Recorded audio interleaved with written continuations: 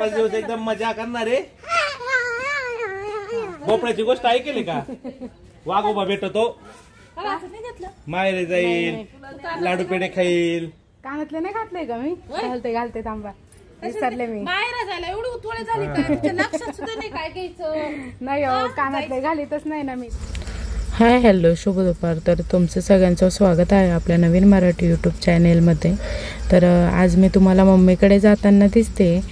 तर मी म्हणजे भाऊबीज झाल्यानंतर 2 ते 3 दिवसांनी मम्मीकडे चाललेली होती। संध्याताईन ते आलेली होती, तोपर्यंत मी थांबलेली होती। त्यानंतर मी मम्मीकडे निघालेली होती। तर आजचा व्हिडिओ तुम्हाला थोडा छोटा येतोय, तर म्हणजे थोडं शूट केलं आहे त्यामुळे छोटाच व्हिडिओ येतोय, तर समजून घ्या सगळ्यांनी। आणि माझी बाकीच्या पण कामांची धावपळ चालू होती ना, त्यामुळे मग व्हिडिओ काढायला काही एवढं म्हणजे जमलं नाही। तर कसली धावपळ काय हे तुम्हाला पुढच्या व्हिडिओमध्ये नक्की समजेल। तर चला,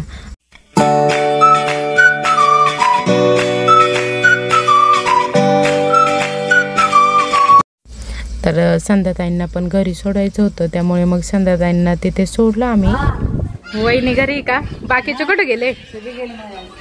हळ्यात शेंगा काढायला, शेंगा वाटतं। मम्मी ते ना मळ्यात गेलेले होते, तर ते घरी आलेले होते। तर भरपूर म्हणजे माणसं पण नेलेली होते त्यांनी शेंगा खोडण्यासाठी, कारण की ना आता त्यांचा पाला म्हणजे शेंगाचा भुईमुंगाचा पाला काढून झालेला होता। आणि आता पाऊस पण पडायला लागलेला होता, कारण की आमच्याकडे 2 ते 3 दिवसापासून भरपूर पाऊस होता, त्यामुळे मग भरपूर माणसं नेलेली होती काढण्यासाठी।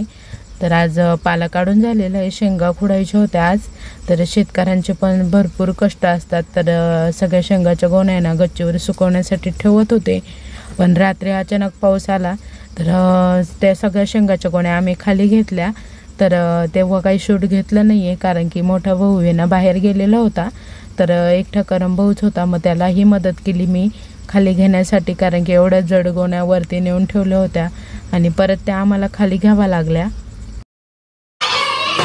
बापरे, करण मामानी सगळ्यांना एवढे सारे फटाके दिले का? चला चला,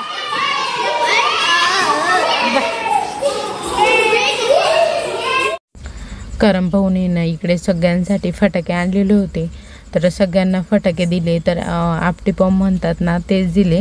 शिवसाठी वेगळे आणलेले होते, काहीतरी न्यू आयटम होता, तर शिव ते वाजवत होता। आणि त्यानंतर आत्या पण आलेली होती घरी, तर आत्याला काही भाऊबीजच्या दिवशी यायला जमलं नाही, त्यामुळे मग ते आज आलेली होती आणि ओवाळायचं बाकी होतं, तर ते ओवाळायची तयारी करत होती इकडे। काका म्हणजे माझे, आम्ही त्यांना नाना म्हणतो, तर काका आहे ते माझे, तर त्यांनाही ओवाळून घेतलं आत्यानी। तर शेजारीच आहे ते राहायला, म्हणजे पप्पांचे लहाने भाऊ आहे, पप्पा आणि काका हे दोघेच जण आहे। वहिनी इकडे मस्त गरम गरम भजी तळत होत्या, तर वहिनींच्या हातची भजी सगळ्यांनाच आवडतात। तर आज मम्मी नव्हती, नाहीतर मम्मीकडे भज्यांचं कॉन्ट्रॅक्ट असतं। तर आत्या आम्ही सगळेजण इकडे जेवण करायला बसलेलो होतो। शिव, अंशू, संस्कृती, मोठा भाऊ आणि मम्मी दिसत नाही आहे, तर ते एका कार्यक्रमाला आहे ना बाहेर गेलेले आहे। तर त्यांनाही खूप जास्त पाऊस लागला, कारण की कार्यक्रम नाशिकला होता, तर नाशिकला खूप जास्त पाऊस चालू होता, तर ते तिथेच अटकलेले होते।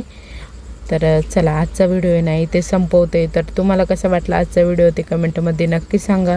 व्हिडिओ आवडला असेल तर लाईक आणि शेअर करा, नवीन असल्यास सबस्क्राईब करा। उद्या पुन्हा भेटू अशाच एका नवीन व्हिडिओ, तोपर्यंत बाय बाय।